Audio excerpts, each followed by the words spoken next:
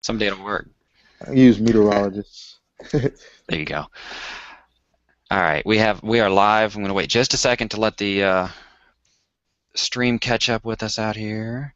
For those of you joining us tonight, welcome. We'll get started here in just a second. I want to make sure we are broadcasting out.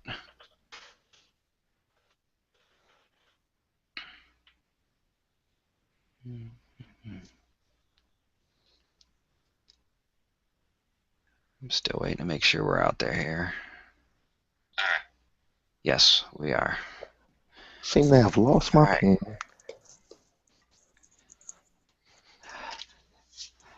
All right, we should have Patrick joining us here in a little bit, I guess. I'll keep an eye out for him. But good evening to everybody who's going to be joining us tonight or watching this perhaps an archive version on YouTube. I am MemphisWeather.net meteorologist Eric Procius. Having a hangout tonight with you all to talk about some interesting topics, mainly related to winter weather, although we'll try and apply that across a broad spectrum of events that we might encounter throughout the year. This is the first of a couple hangouts I'm planning this month, and we'll talk more about the other one later on, but Tennessee Severe Weather Awareness Week is coming up in a few weeks as well, and we will Yes. be doing another one of those. Is that going to be the third week in February, John? Is that, do you know? Yes, it is, Eric, and I got to talk to you about that. All right, excellent, good. We'll plan some great stuff. Yeah. Yeah, glad to have everybody with us tonight. And we will start off by introducing our cast of characters here tonight. Start off down on the on my end. I don't know how you guys are seeing it order-wise, but John Maddox is down on the end, a veteran of MWN Hangouts, and here with us to talk a little bit tonight as well. Welcome, John. Thank you, sir. Calling in from the Tupelo, Mississippi office of MemphisWeather.net this evening down here for a trade show. Other than cold, it's not too bad down here. Excellent. Yeah, the eastern office that we have down there in North Mississippi. Glad to have you dialing in. Thanks for taking some of your time away from what you're doing down there to join us tonight. And next, I'll go to John Moore. John is is a meteorologist with the National Weather Service here in Memphis, and it's the first hangout we've had a representative from the Weather Service on that wasn't the Storm Spotter talk. So we're glad to have John on. Good evening, John. Good evening, Eric. I'm glad to be here. Thank you for the opportunity. Yeah, you're very welcome. Look forward to having the public sector side of things tonight as we talk through several different things. So, thanks for being with us. Next over is MWN intern, Mississippi State grad student William Churchill. He's going to be helping us out tonight as well. William, how are things down in Starkville? It's good. Just chugging on along with grad school, so glad to be here tonight. Glad to have you. I hope it's a few degrees warmer down there than it is here. Maybe just a couple. Yeah. You're closer to the beach. I got that to say for you, so that's kind of nice. And also joining us tonight, MWN intern, Mississippi State grad student Patrick Luckett. Good evening, Patrick. Glad to have you join us here. Not actually a grad student yet. Well, I'm going to promote you too. You're on your way. We know where you're headed. That's right. Glad you're able to come on tonight, and hopefully you'll be able to take care of some live tweeting for us as we go through this evening. For those that are joining and watching, we will be using the WX Chat hashtag tonight on Twitter. So if you have any questions or comments that you want to submit or just kind of follow along with the tweeting, you can submit those using WX Chat or send them right to us at MemphisWeather.net, and we'll be happy to answer those as we go through. We also are running this through the MemphisWeather.net website. If you're watching on there, you will see a chat window down below here, below the video. Feel free to chime in down there as well. We'll kind of keep an eye on that. Without further ado, we will have one more guest hopefully joining us in a little bit. Ryan Vaughn from KAIT TV in Jonesboro is hopefully going to be able to join us for a little bit this evening as well. He's got previous engagement and a 10 o'clock broadcast, so he's going to try and squeeze us in. But we're going to jump right in to let William share a little bit. We want to talk, first of all, about possible snow chances tomorrow evening, and we'll see how that plays out. So, William, would you go ahead and take it away? All right. Yeah, I'll cover this. So probably what everyone's hoping for in Memphis is finally some flakes. So we'll see. Hopefully we can make that happen. The first thing we'll pull up here is just to give you an idea of overview of everything. This is from the Weather Prediction Center. And even though it's been pretty cold here, we still got more cold air coming. There's a system brewing to our north that's getting its act together currently. So before we get colder, we will get a little bit warmer. Tomorrow it looks like we'll get up into the 50s with a little bit of relatively warmer air coming in, but that's going to help set the stage for snow chances because with warmer air, we're also getting more moisture coming in. So as we go through this loop, this is getting into Wednesday morning. That cold front north of us will just slowly start to slide south, and by middle of the day, Thursday, it will be coming through. So, but earlier than that, earlier in the morning is when we'll have our real snow chances. So, not going to get too super technical or anything, but just to give you an idea, this is one of the maps we look at in the higher levels of the atmosphere, or what we like to call the mid-levels, I guess, of the atmosphere. And these black lines just represent heights, or you can think of them as pressures, with lower pressures typically the south and higher north. While the colors you can kind of just think of as atmospheric energy, which will bring potential uplift and hopefully precipitation. So as we slide through this, our trough that's going to be bringing the system through is actually all the way up in Canada right now. I'm not sure how well you can see my mouse, but this trough will start to slowly dig south and will be coming through our area by Thursday morning. So here's the colors represent that energy, that trough tilting down towards us, and as it comes through, that's when hopefully we'll get a little bit of precip. So to kind of an easier picture to understand, we're looking at the surface here. And so currently we have a high pressure over this with some cooler air, but slowly that's going to be bringing some warmer air up tomorrow. And this is the high pressure that's sliding in behind the trough. So this is the cold air, the source of the cold air, which is what we really need to get that potential precip to switch over to snow, hopefully. So, and this is one model just showing that this temperature gradient is strengthening. We call it frontogenesis. And as that gets closer, this particular model thinks we might get some snow. There's some actual blue over Memphis. So, and as that comes through, it'll dry out pretty quickly as we get into the day Thursday. So to give you an idea of one of the things we use to figure out if it's going to snow or not, this is an ensemble. This is a shorter range model than what we were just looking at, but the ensemble are basically just a model run, but slightly tweaking the initial conditions to get slightly different results. And so we run these a bunch of times and get tons and tons of results, but then we can average them together to see, kind of get probabilities of what's likely.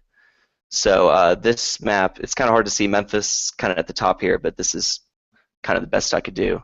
But this top left is just showing the percent chance that we get greater than 1/10 of an inch, or sorry, 100th of an inch, which is basically just any precip, which we're up in the 80th percentile. So basically this ensemble is saying there's an 80% chance that we get some sort of precipitation. And as we move over here, we get to 1/10 of an inch, which is about a 50% chance according to this ensemble. And then as we get down to 1/4 of an inch, we're down to about a 20% chance. So, and while those don't sound like a lot, and typically they're not a lot, when you have frozen precipitation in the form of snow, then that can really pile up. So this is specifically looking at snow instead of just rainfall. So this map is showing the potential to exceed 1 inch of snow, and it's from that same ensemble, and it has us closer to about 30% chance of exceeding 1 inch. And I'd say that's probably fairly optimistic even at 30%.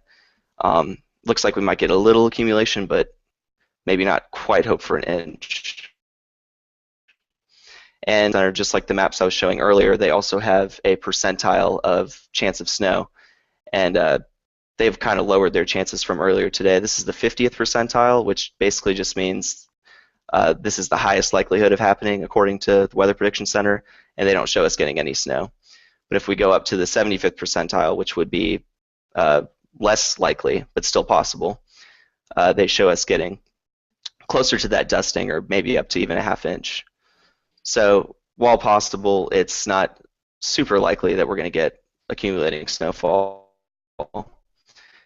Map, not sure how well you can see this.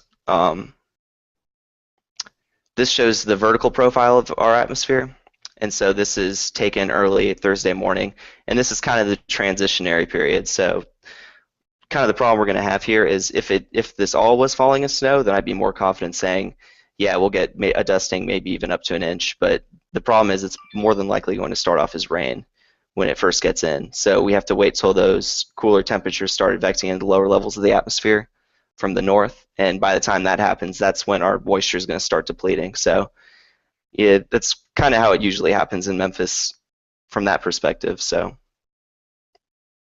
and just kind of on what one of the models shows how our week looks like. So we'll be warming up tomorrow, then temps will drop pretty rapidly overnight as the rain comes in.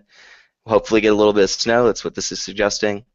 And then by Sunday, maybe up to 60 degrees. So it won't be too long before we're warming back up again. So not a crazy Arctic outbreak or anything. All right. And there's what we're looking at going forward. Oops, were you still sharing that? Oh yeah. Do you want to go back to that one, William? Yeah, let me see. And here's the forecast from us. Cool. So we are, and I'll share it here. So we are on our forecast calling for slight chance of rain by late tomorrow afternoon. Better chance during the evening hours. 60% chance of precipitation tomorrow night, and expecting that that light rain could change over to light snow during the overnight hours, probably around the midnight time frame is my best guess right now, midnight or within an hour or two of that, and then precip tailing off overnight. Dusting possible, so that's up to 1/4 of an inch or so, again mainly on grassy surfaces. Temperatures really bottoming out tomorrow night though, down to 27 with a north wind up to 20 to 30 miles an hour. It's going to feel very, very cold at the bus stop Thursday morning. Another cold day Thursday, much like we had on Monday, and then we warm back up. So that's a good overview. Thanks, William, for covering that. And I also want to welcome Ryan Vaughn to the broadcast tonight. And Ryan, I may have, I think I muted you manually, and my mute button is grayed out, so I can't unmute you. So I don't know if you can control that from your controls or Can not. you hear me? Yes, thank you. Welcome, how's it Ryan. going? Very well. Thanks for joining us for a little bit tonight. Ryan is from KAIT TV in Jonesboro, and glad to have the media represented here tonight as well. Hope your basketball game went well. It was actually practice. We need lots of practice. It's my oldest son. We hit a slump last week, but I think they're getting back on track. Good. Well, come down and practice with the Grizzlies for a yeah, there you go. They'll teach them a little grit and grind. Cool. So so that's kind of what we're expecting down here in this area. Ryan, do you want to go ahead and touch a little bit on what you're thinking up there in the Jonesboro area in northeast Arkansas? Well, I'm sitting here looking at 0Z NAM coming in right now, so I'm kind of multitasking, but boy, this is one of those moisture-starved systems, and I just not overly impressed with it. I think we're going to stick with going with a dusting and possibly not everyone even getting that. I'm making sure the kids know they're probably going to school on Thursday. Yeah, that's a good idea, and unfortunately, that's what everybody wants to know is, do I need to do my homework on Wednesday night? And yes, down here in Memphis, kids, do your homework. Do your homework. Here, we were talking earlier about, not only do we have to forecast, but we also have to impact forecast, meaning, will it stick to the roads? I'm not a concrete engineer. I'm not an asphalt engineer. And so we were talking in the Storm Center this afternoon. We get up to 51 degrees tomorrow. Surface temperature, I think, here at the station was about 42 degrees today. Will it stick tomorrow night to the roads? That's always a toss-up. As soon as you think, no, there's no way after hitting 51 degrees. It'll just be on the grass. Then you get a street covered up, and superintendent's going, it's worse than what you said, even though it's a dusting. So, right. We're gonna try to prepare everybody for a dusting, but at the same time, a dusting can also, as you know, in this area, cause somewhat of an impact. Yeah, and I think down here as well. I mean, we've got a lot more elevated surfaces than you do as far as bridges and overpasses and that kind of thing. So even if we get mid-50s tomorrow, those temperatures are going to drop like a rock tomorrow night. Yeah, very fast. So I don't know if it's something that that if we've got a little, especially even just a little water on the streets, if we drop to 27 by 6 a.m. Thursday morning, do we end up with some icy spots on some of those bridges? And I guess I can't rule that out. What do you guys, other guys, think? John, you've been around here a long time. Both Johns. What do you guys think? Well, I think it's going to be tough to have road problems. Yeah. Because of a couple things. Number one, as Ryan said, today on Twitter I made mention soil temperatures here and have been in the mid and upper 40s for the better part of the week, and that makes it difficult to stick. Number two, another blessing is we're going to have 20, 30 mile an hour winds coming in behind, so unless you get snowfall at a pretty good rate, it's not going to have time once it hit, even if it hits and doesn't melt when it hits, it's going to blow off the roads pretty quickly. So, but here we've got non 385, the ice rink that is, and bridges and overpasses, and it's like you said earlier, I slipped and slid a couple of times on my way to work this morning in Fayette County from the heavy frost that was on some of the bridges. Yeah.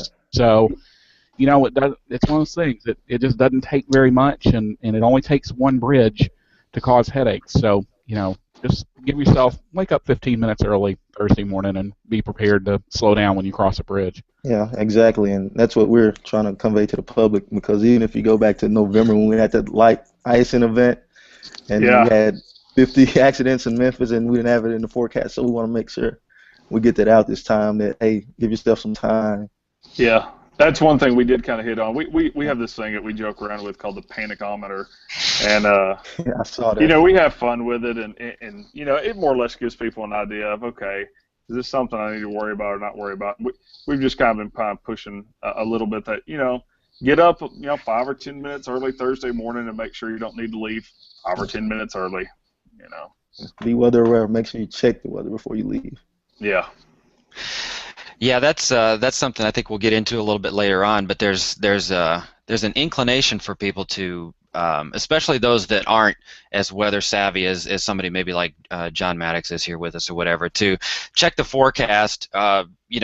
Say I looked at it yesterday and they're calling for snow tomorrow night, and kind of keep that in the back of your mind, and then not look again. And I think that's part of the consumer of weather's responsibility is to keep up with changes, and that's part of the forecasting the uncertainty. We have a job to communicate the best that we can in ways that the public can understand. It's also incumbent on them to take that information and use it in the ways that we're hopefully getting it across to them. Yeah. So, well, we'll see how things work out Thursday morning, and I wouldn't be surprised to see a little bit of a dusting on the mulch out in the front beds or whatever. It's probably going to settle between the grass and you won't see it. On the other hand, I wouldn't be shocked to see nothing when I wake up on Thursday morning. So give yourself a little extra time. We'll certainly keep you abreast as we usually do here on MWN. The Weather Service, follow them as well at NWS Memphis, Facebook and Twitter, and up there in Northeast Arkansas, Jonesboro. Ryan does a great job of that as well. So keep updated with the latest information. So I want to switch gears just a little bit. I wrote a blog last week and want to use that kind of as a basis for some discussion going forward with these guys, and I'm really glad that we've got kind of the public-private media all represented here, because this was kind of about it was instigated by the blizzard, the first of a series of blizzards going through the northeastern U.S. During this couple-week period. But there was a call for pretty big snowfall amounts in New York City back last Monday for the, I think it was Monday night through Tuesday time frame. And I want to see if I can share here some of the information that we were looking at. Now, this doesn't pertain specifically to Memphis, obviously, but definitely was looking at it in my regular job. This was a forecast we were putting together. So this was what the National Weather Service forecast for the Northeast Monday through early Wednesday, with New York City labeled there in the middle. So this is the Weather Service. It's the NDFD is what it's called, but it's Weather Service data. And basically the blues that are in here are up around 2 feet of snow. And all the way back through New Jersey and up through the Hudson Valley and so forth in southeastern New York, amounts of about 1.5 feet of snow. And this was the forecast from Monday afternoon for that period. This is what they actually ended up getting. And so you see the forecast hit very, very well in the areas where it was more confident. Over here from southern New England, Rhode Island, Connecticut, up through Boston. We saw a lot of pictures and video from Boston up into Maine. Long Island got hit really well or hard or whatever you want to call it. But they got anywhere from 1 foot to 2 feet of snow as well, depending on where you are. But the back edge of that very heavy snow was in the worst possible place. As far as visibility is concerned. It's high impact, high visibility, the media capital of the world right over Manhattan. And most of the totals in the New York City metro were in the somewhere from 6 to 8 inch range, a little bit higher out to the east. But you notice you didn't have to go very far out Long Island, 50, 60 miles or so, and there's a 22-inch reading just out down the street there. So, of course, with this kind of event being forecast and all of the response that was initiated by the local and state governments up there. They'd already been through a huge debacle with the Buffalo area lake effect snow earlier this year where they weren't prepared for that. And so they were taking no chances. They shut down the subways. They got everybody off the streets. They basically shut down the city. And the next morning or Tuesday afternoon, everybody's looking around going, we've got 5 inches of snow. We can handle this without any problem. So there was a lot of discussion in the meteorological community on this, and a lot of different things that I read and decided to kind of put it into my own words in that blog. And the main thing that I think comes out of this is that while the forecast, yes, it was too high for the New York City area, generally for the region, it was a really, really good forecast for a very high impact event. I mean, this is one of those where records are being broken. It's not very often that you're going to find people forecasting records to be broken because it's just an outlier. And I think where the main issue came in, and this came up over and over again with others that are much more knowledgeable than me and bigger audiences, but it was all about forecasting the uncertainty and communicating that uncertainty. And so there's a lot of different ways we can do that, but I think that part of that is that, I think what the Weather Service up there did, and then what the others that latched onto the Weather Service did was kind of take that higher end probability event and run with it. When actually there was a much higher probability of that being a bust in New York City than there was in Boston. And I'm not sure that word was communicated well. Now I'm not up there, but I followed it very closely.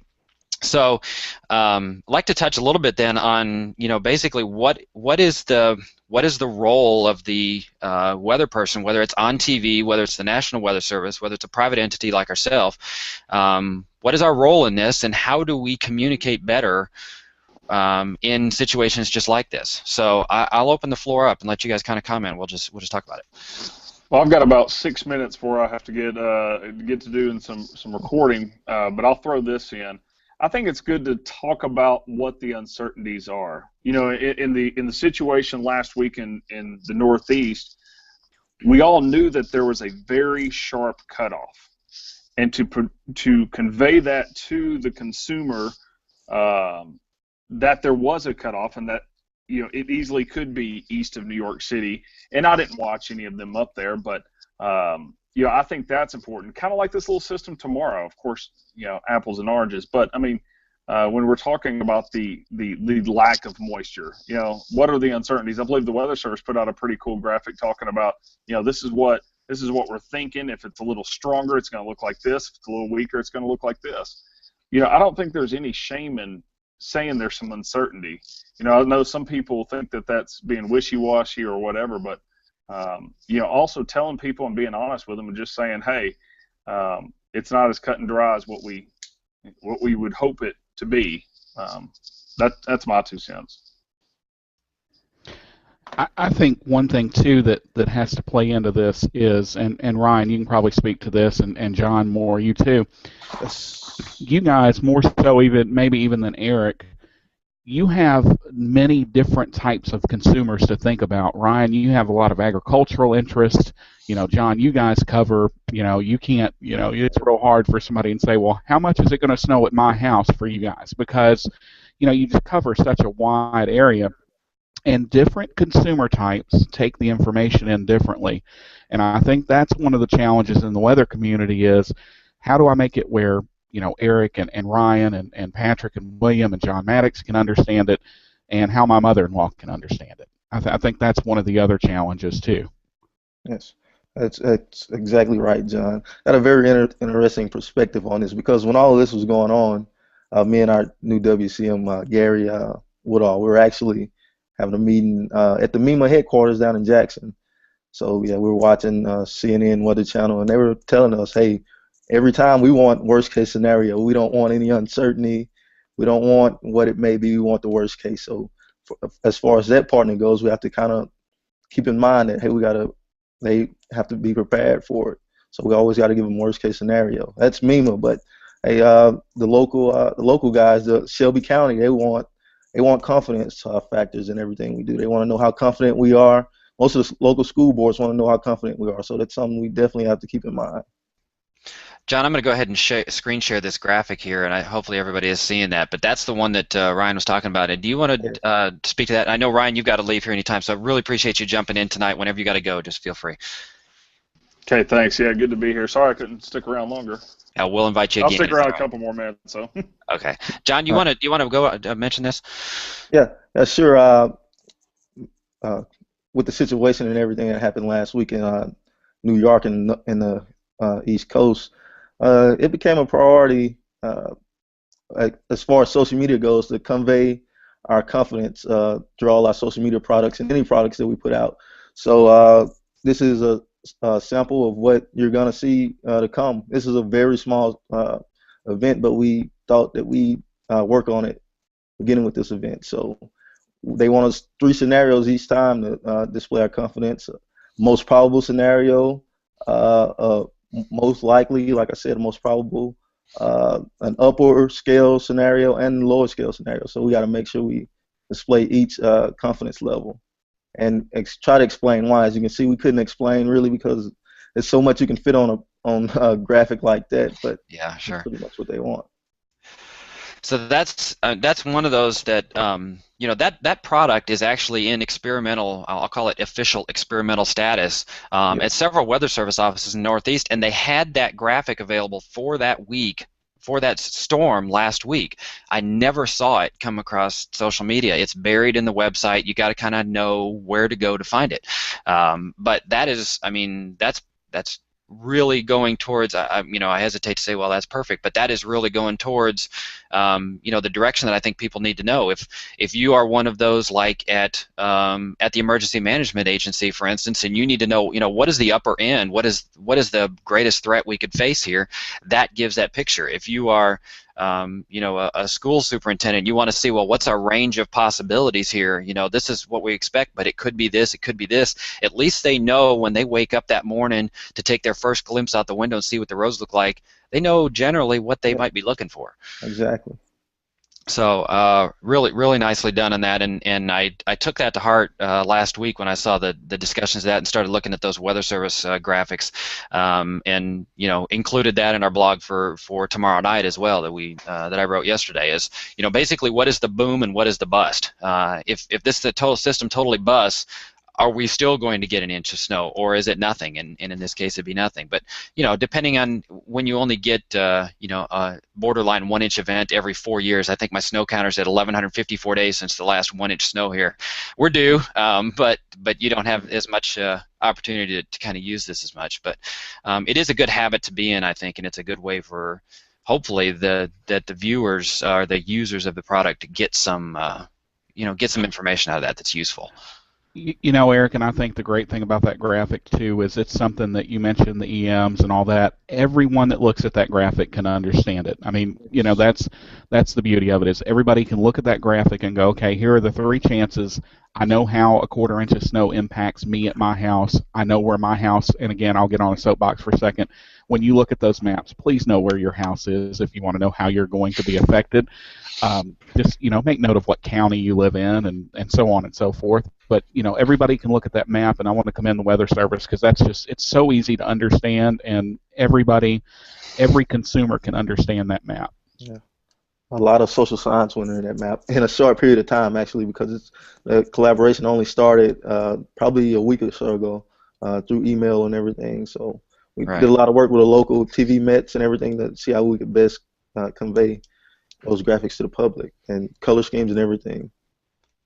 Yeah, really nicely done. I just wanted to say real quick too that I'm definitely for that, and I think that's really awesome you guys are starting that, because when you just pull up a weather service forecast grid, it's just like, this is what's going to happen. It's just kind of like a, if you read that and you're like, okay, this is going to happen, so this better communicates what's actually possible. Yeah. And I just want to throw out there too that it's always so much more important, and not just here, obviously, because in New York City this happened, but the snow and ice impacts are just so much higher. So it's not like when we just have like a normal stratiform rain event, no one really cares if it busts a tenth of an inch or even an inch. It's just rain. So, but when it's snow or ice, the stakes are much higher, and so just kind of throwing that out there that exists too.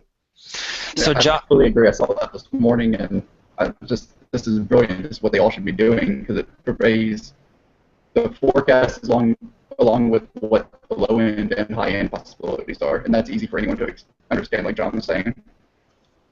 Yeah.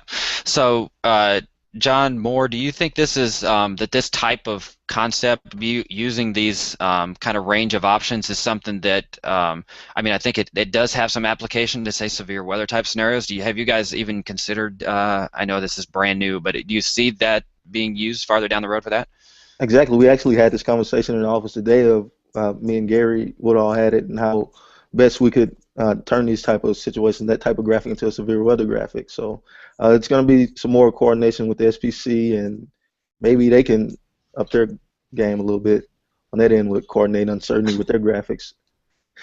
Yeah, they provide a lot of that information in probability scenarios. So you'll see, the probability of hail and severe wind and tornadoes and so forth, which then goes into, those probabilities then are basically the direct input to what risk zone we're going to be in, whether it's an elevated, moderate, slight, whatever.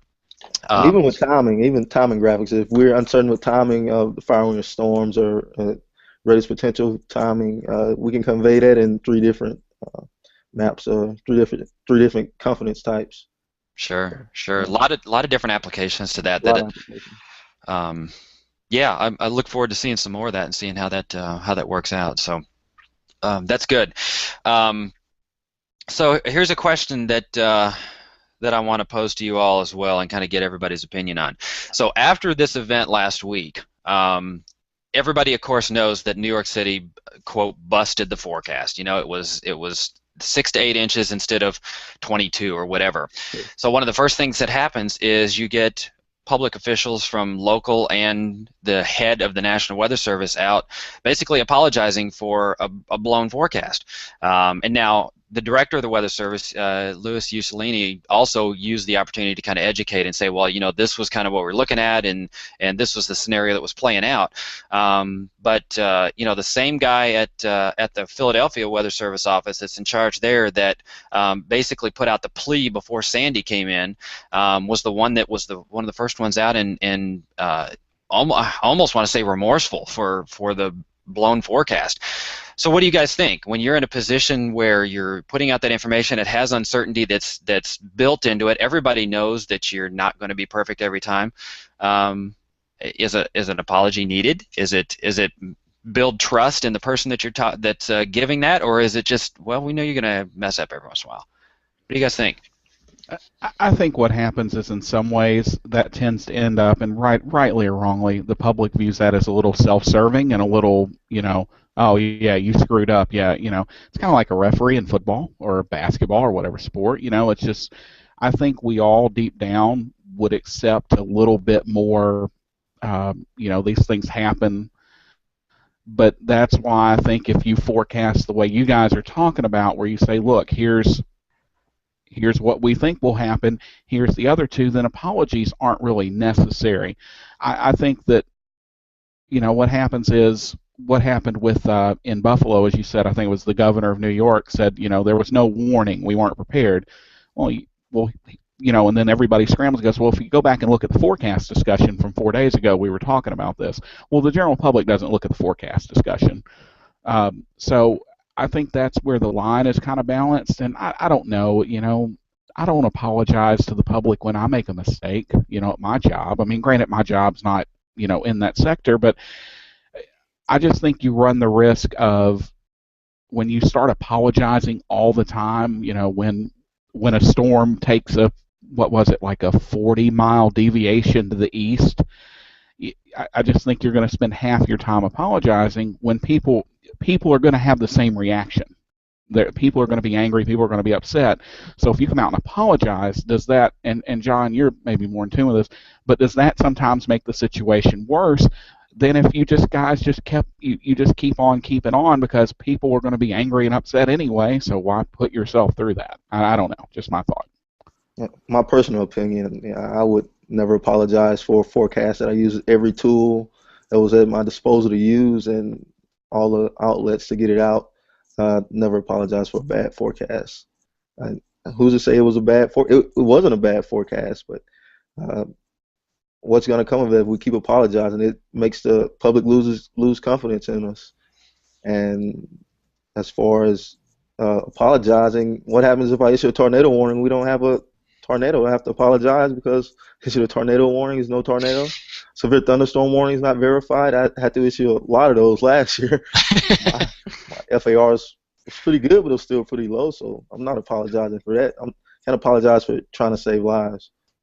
Well, and in effect, are you really just apologizing for the data and so forth that you're looking at? I mean, if you're using all those tools that you have available to you, I'm not apologizing for the GFS being bad. Someone higher up than me has to apologize. This person making the calls has to apologize. This is my personal opinion, not about the weather service, but no. Yeah, I cannot apologize for something that I try my hardest on. I guess that comes from my athletic background. I was always taught that, hey, if you try your hardest, no need to apologize.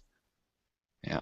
How about you guys, Patrick or William? You're kind of on the young end of the. I haven't had any forecast to apologize for yet, but what do you guys? Because you guys are still perfect. You're 0 for 0, right? But no, what do you guys think about this whole thing? I mean, you get a job at the Weather Service or whatever. Where would you go with that?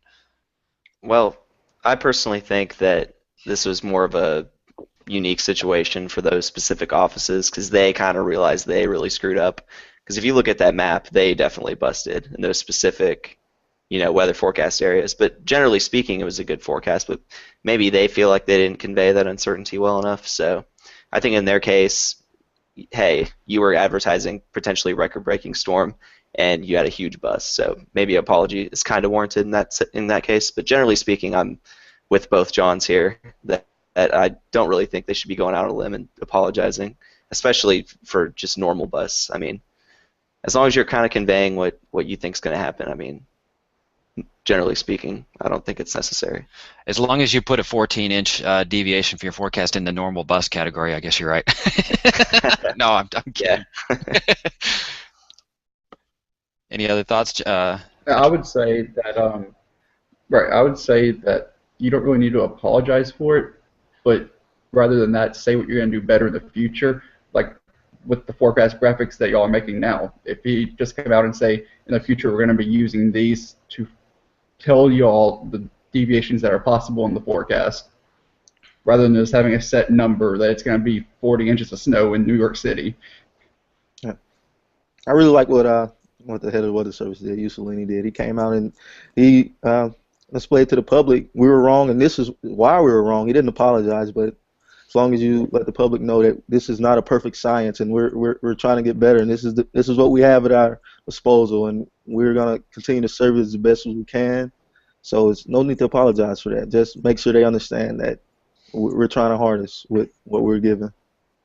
Yeah, ideally, I think that is better. So that kind of segs pretty well into one of the other thoughts that I've got, and that is that all of us that are in this job, in our jobs, a lot of jobs you're in the job because that's just where you ended up. You're not there because you necessarily had a passion for that career and you always wanted to do that since you were 5 or whatever. I've met very few meteorologists who aren't very passionate about what they do, and weather is their thing. And if they weren't getting paid for it, they would probably still be doing it anyway. And so we pride ourselves not only on our accuracy, we know when we screwed up, okay? Because we're going back and looking the next day and going, man, I was off by 200 feet on the ceiling in that aviation forecast, or I've called 55 and only got to 53. How did it only get to 53? Was it that, high cirrus deck that kept it down 2 degrees or whatever? We tend to be pretty hard on ourselves as a group, I think. And so, I think that because of that, we're always looking for ways to continue to better what we do, how we present it, and so all of this, I think, is a learning opportunity for all of us. Just like the Weather Service here in Memphis is in a week rolled out a new graphic set that they're going to be using. It's all about lessons learned, and they're, if we didn't take pride in what we were doing, we wouldn't care that we were off by whatever, and we just go on about our business and keep doing the same old thing. So I think that's, we're kind of continuously learning. We're continuously taking feedback. We know when we screwed up, so we don't have to have all y'all tweet at us to tell us that we were off by 2 degrees. We know that. But that's it's something that we continuously strive for and try to create things that will meet the needs of the consumer. So. So with that, I think that from the consumer side then, and we touched on this a little bit ago, that there is a responsibility also on the people who are getting these forecasts, that you have to not only stay in tune with what is being communicated to you, but understand what those impacts are as well. How is that going to affect you? And if you don't know, my gosh, there is two-way communication all over the place now. It's pretty easy to get a hold of somebody, and if you aren't getting response from someone, then there's probably someone else who will be able to help you out. So I think it's incumbent on the consumer also to use the information and to help us figure out what's the best way to communicate that. And I know the Weather Service is doing a great job on that two-way communication, really stepped up the game in social media across the nation. Yeah, we really have. The last few years, we've seen our followers on Twitter, Facebook almost quadruple in some offices. We're still far behind other offices in Memphis, but we're making big strides. And yeah, definitely are. Any you got other guys have any comments on any of that?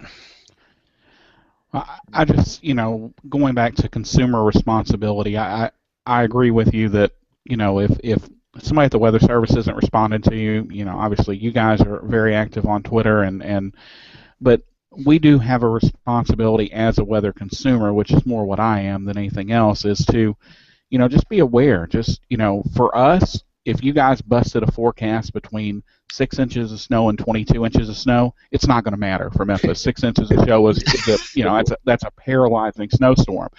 So, if you say, hey, we're going to get 6 inches and we end up with 15, then everybody loves you guys because we get more snow than we're supposed to.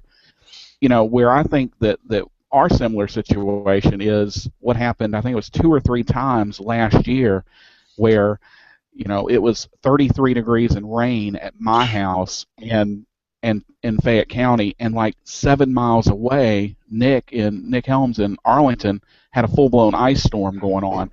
And so I think that's really a comparable situation here. So as a consumer, it's just important to be aware of where you are, and not so much, don't get hung up on, oh, there's going to be 5 inches of snow. Just know that anything over a dusting is going to have a pretty strong impact on us, because we're different from other areas in that 2 inches of snow, last I checked, the city of Memphis owns a snowplow. So, in any sort of, inclement weather like that's going to have a huge impact on your day. But it's on us to not rely on that graphic that we saw Tuesday morning at 9 a.m. Get up 15 minutes early. Look at that forecast. The Weather Service is open 24 hours a day, 7 days a week. There's a new forecast that rolls out about 4 a.m. every day. So get up a few minutes early, look at it, and that's just what I tell people all the time. And you guys are doing a much better job of this now. This could change. Eric, John, you guys know forecasting snow in the Mid-South is an inexact science at best. and it doesn't, in New York, it took a 50-mile switch. Here, you could have a 10-mile, 15, 20-mile switch, and it changed the whole dynamic of the system for somebody. The other thing about snow, as you guys know, is wherever that heavy band sets up is where it sets up, and somebody who's supposed to get a dusting gets 2 inches. So it's just one of those things. We just, as consumers, it's just so important for us to stay on top of the weather and how it's going to affect me, and don't worry about what my neighbor's getting, but worry about how I need to prepare. And that's just not snow. I mean, that's tornadoes, severe weather, anything. Just be prepared for yourself and keep yourself informed. And this isn't 30 years ago where we had to rely on 3 TV channels to get our forecast. There are numerous sources of local live weather, and please don't rely on the Weather Channel to give you a hyper-local forecast. That drives me crazy. So, just have a couple of good sources for local weather, know how it's going to affect you, and just stay on top of it. Yeah. I couldn't agree more, John. Couldn't agree more. Very good. Great discussion. Yeah, there's it's I think it's incumbent really on both sides of the equation to communicate effectively and to receive that information and process it and then act appropriately on that. So one of the things that that William discussed just a little bit at the beginning when he was giving the briefing for the weather tomorrow night, and I'll just touch on it here again for a minute, that helps us in communicating uncertainty as far as some of the data we're looking at are these ensemble forecasts. And we've kind of mentioned it here and there, and I really probably should put together a full blog on what those are. But ensemble forecasts are basically where you have the same model, say it's the GFS model, the American model, or it's the European model, or some of the short-term models, and you basically run that model multiple times. You have the same initial conditions that are going in, but the model is tweaked slightly differently. The physics packages, or the math, the physics that are done in the computer program itself. I was doing career day last week. I said, this is kind of like video games for weather people. It's like this computer that's taking all this data and crunching it all around, and we're playing games with it. But really, it's just changing the equations just slightly to produce a slightly different result. And when you do that, you get a range of possible options. And that's something that really, until recently, I think in the last few years, hasn't gotten, even in the weather community, hasn't been used a whole lot, and we're really using it a lot now. And that basically creates kind of this window of possible opportunities. So if we have, for instance, one of the things I look at every day pretty much is the European ensembles as far as temperatures and precipitation and so forth.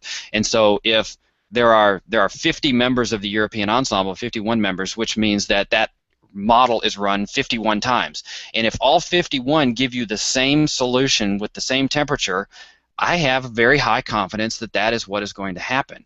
On the other hand, if 3 days from now my range of temperatures are from 20 to 50, I know that there is a lot of there's something coming through, whether it's a timing of a front or whatever it is, that's going to create the possibility for a wide range of solutions. And so this uncertainty factor goes up, and I have to account for that. I have to, when I do the forecast, I may pick a number or whatever, but I have to account for that somehow by letting you know that, if the front comes a little earlier, the temperature is going to drop, for instance, tomorrow night. If that front were to come through here 3 hours earlier tomorrow night and we get the same precip, we're going to be looking at more snow than if it comes through 4 hours later.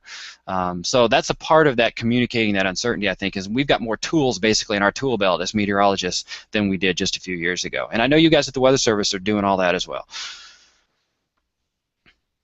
Oh, we're trying. It's almost overwhelming, the amount of data that's coming at us these days. It's really hard to go pour through it all. You pick and choose, but one of the main things we're working on now is coordination between offices. So it's the biggest problem we're working on now, especially with the storm in the Northeast. That's probably why the gradient got pushed back. Kind of, we got all these offices trying to collaborate on the same gradient line, and each office continues to push it back to the other office's territory or CWA. So we got to get a lot better at coordination between offices. And weather has no boundaries. It doesn't care about the CWA border. So that's what we're working on now, collaboration. And it's more visible these days as well, because you're not just tuned into your little local forecast and don't know what the forecast is, 50 miles up the road. You've got these graphics that are national graphics that basically blend all of your data from all the offices together. Yes. It's pretty easy to see some discontinuities in there when you're trying to time a front through or something like that. So it's a little more obvious. So I think that's those are most of the topics I wanted to talk about. I'm not seeing anything on the chat in particular question-wise. Either one of you, Patrick or William, see anything coming in that we need to answer while we're on tonight? I haven't seen anything. Okay, cool. I guess I'll just run around one more time here. If anybody's got any closing comments, John Maddox, I'll start with you, and appreciate you joining us again tonight. If you got any other closing comments, feel free. No problem. Thanks for having me on again. Appreciate it. And John Moore, I think I'm probably correct. I'll be lucky if I see one solitary snowflake down here in Tupelo on Thursday morning. That's about it. But yeah, so everybody just give yourself 15 extra minutes on Thursday morning. I know to some people, and me included, that seems like a lot of time, but just give yourself a few extra minutes and be prepared for even a dusting, as we said earlier, can cause all kinds of problems. So thanks for having me on, Eric. Yep, you're welcome, John. John Moore, switch over to you. Thanks again so much for joining us tonight. Appreciate the Weather Service perspective. No problem. Same thing John said. You want to always be prepared for the worst, hope for the best. And maybe it'll land somewhere in the middle. And one thing I want to plug is actually, you talked about the Tennessee Severe Weather Awareness Week. Next week is Mississippi's Severe Weather Awareness Week, and this is something groundbreaking we're trying now. We're going to have a Google Hangout session Monday at 7 p.m. We haven't started promoting it yet, but we'll start promoting it tomorrow between offices. So it'll be our office, Jackson office, National Weather Service in New Orleans, and we'll have the LMRFC, which is the Lower Mississippi River Forecast Center, on. And even Rich Thompson from the SPC is going to give a talk also. So we'll have all those offices on Monday at 7 p.m. and we'll try to reach everyone in Mississippi or anyone who wants to watch. And we'll tell you what we do as a weather service and give a spring outlook of what we think is going to come, and along with some severe weather tips, tornado tips, climatology. Those are going to be about an hour long. And we're going to try to do one of those each of the following weeks. I know for Tennessee especially. So I got to talk with you about that, Eric, and try to get you involved in that one for Tennessee. Yep. Absolutely. Look forward to it. That's good. Glad to see you, the Weather Service, getting high tech here and finding new ways of getting the information out. So look forward to that. We'll make note of it, and when I see your social media posts and so forth, we'll make sure we spread those around. Yeah. Looking for that tomorrow. All right. Thank you. Patrick, any closing thoughts or comments? No, I think we had a good discussion tonight. Good. Appreciate you joining as always. Thanks for tweeting out as well, and for those that couldn't join, appreciate that. And William, anything closing in you? Well, I guess I'll just say, John, that sounds pretty cool, and I'm sure I won't be the only one tuning in here in Starkville. We'll probably get quite a few weather weenies here tuning into that. So, but yeah, good discussion, and I'm excited to see what happens, and hopefully it falls within the Weather Service range. Yeah, we got some big time weather hitters. Some big time heavy hitters are going to be on there next week. We got Rich Thompson from SWC, I'm pretty sure. Our new WCM, Gary Woodall, is one of the best WCMs in the Weather Service, one of the best meteorologists in the Weather Service overall, in my opinion. Guy's great. And we're going to have Joanne Cullen from down in Jackson. She's going to give a brief talk. And I'm not sure about New Orleans yet, but I believe it's going to be Frank Rivette who's going to give their talk. So, yeah, we got a bunch of weather all-stars on deck for next week. Excellent. Awesome. Excellent. That sounds great. All right. Well, I'll appreciate you guys joining in tonight again. And for those of you that may be tuning in late, didn't get to watch the whole thing, this will be on YouTube on the MemphisWeather.net official channel.